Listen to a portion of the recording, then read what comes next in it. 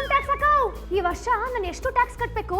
ಹಾ ನೋಡ್ತೀನಿ. ನಿಮ್ಮ ಇನ್ಕಮ್ ಏನ್ ಹೇಳಿ? 1 ಲಕ್ಷ ಅಷ್ಟೇ. ಹಾ, ನಿಮ್ಮ ಇನ್ಕಮ್ ಪ್ರಕಾರ ನೀವು 25,000 ಟ್ಯಾಕ್ಸ್ ಕಟ್ಟಬೇಕು. ಹಾ ಸರಿ, ಇರಿ. ನಿಮ್ಗೆ ಎಕ್ಸ್ಟ್ರಾ ಸೋರ್ಸಸ್ ಆಫ್ ಇನ್ಕಮ್ ಕೂಡ ಬರ್ತಿದ್ಯಲ್ವಾ? ಟೋಟಲ್ ಆಗಿ ನಿಮ್ಮ ಅಕೌಂಟ್ಗೆ 6 ಲಕ್ಷ ಬಂದ್ ಬೀಳ್ತಾ ಇದೆ. ಇದಕ್ಕೆ ಯಾರು ಕಟ್ತಾರೆ ಟ್ಯಾಕ್ಸು? ಅದು ಚಿಕ್ಕ ವ್ಯಾಪಾರ ಅಷ್ಟೇ. ಅದ್ರ ಮೇಲೆ ಬುಕ್ಸ್ ಆಫ್ ಅಕೌಂಟ್ ನಾನು ಮೇಂಟೈನ್ ಮಾಡಿಲ್ವಲ್ಲ, ಇದಕ್ಕೆ ನಾನು ಯಾವ ರೀತಿ ಟ್ಯಾಕ್ಸ್ ಕಟ್ಟಬೇಕು ಅಂತೀರಾ?